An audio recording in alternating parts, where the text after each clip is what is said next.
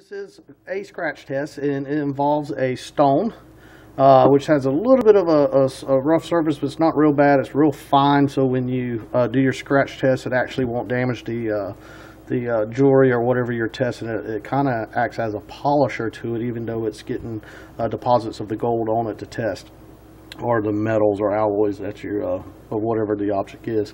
Of course, we got the acids here. These acids will eat your skin, so be very careful not to get it on your skin. It will turn it yellow and it'll start flaking. Just looks really bad. Also, your surfaces, make sure that it's a surface that you don't mind if it gets ruined, because if this acid gets on the surface, it is going to ruin it. So make sure you use something. I've built this station here. This is actually a workstation that I built, so I don't care if it gets messed up or not. I can just rip this piece of plywood up and replace it. Again, very important though, don't get it on your skin, eyes, and all that stuff. Be very careful. Have napkins laying around so you can clean the mess up or whatever. Anyways, and the way it works here, I'm gonna take the ring, and you're basically gonna rub it back and forth. And I'm going to try to make a pretty good line here so you can see it good on the camera.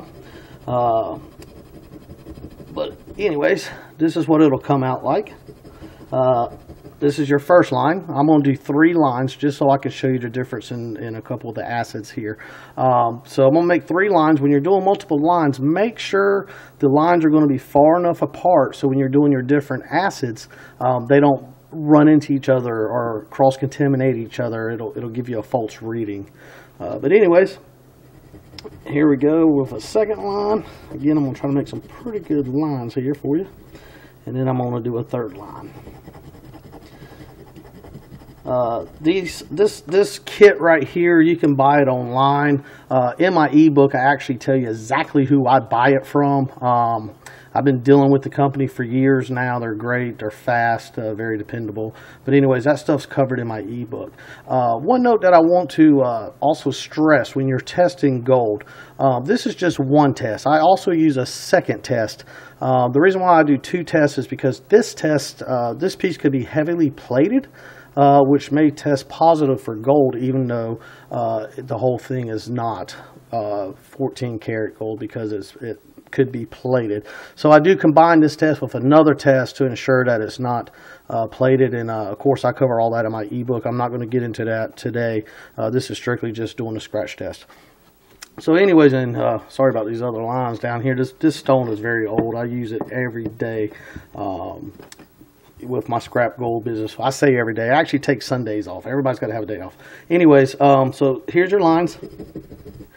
I'm going to take the first line here. This is this acid here. These acids come in different forms. This is for 10 karat, testing 14 karat, testing 18 karat, and this one is to test 22 karat and up gold. So depending on what you're testing is what acid you want to use. Again, I'm going to use different ones just to kind of show you the differences. Anyways, 10 karat. Since this ring is supposedly 14 karat, 10 karat should not dull this. You can see it's got like a brilliance color. Let me get a pointer here. It's got a brilliance color to it, the yellow gold. When I drop this acid for 10 karat, it should not change its appearance, since this is a higher quality than 10 karat. The ring is supposedly 14 karat. So I'm going to place a drop. And you can see, if you kind of got to look through the liquid, you can see that it's still holding its brilliancy. The yellow gold is still brilliant. It's a good sign. So I'm going to move up to the 14 karat gold tester. Again, once I place it on here, if this ring is in fact 14 karat, then it should do the same as a 10 karat. It should hold its color and its brilliance of gold, the color there. So let's go ahead and put a drop. There we go. And you can see that it's holding its color as well. Gotta be careful so it don't run over there. But it is holding its color of gold. You can see it in there. It's pretty nice. That's a good sign, very good sign. I'm looking good. So that's at least 14 karat. Now I like to take mine a step farther. If I'm testing 14, I'll go up to an 18 karat test. Because who knows? I doubt it'll ever happen. Probably never. But for instance, what if somebody stamped this ring wrong and it is in fact 18 karat, so I like to go up. Never had that happen, but who knows. Also, it'll validate my test too. So if this is 18 karat acid test and I'm putting it on a 14 karat gold scratch mark, then it should dull its color. It'll either dissolve it or it'll dull in its brilliancy. It'll kind of turn brownish looking. So let me put a drop on there and kind of show you what I'm talking about. Oh yeah, right away it dulled its color. And I don't know if you can see it or not. I'll try to tilt this up. You can see how dark in color this turned.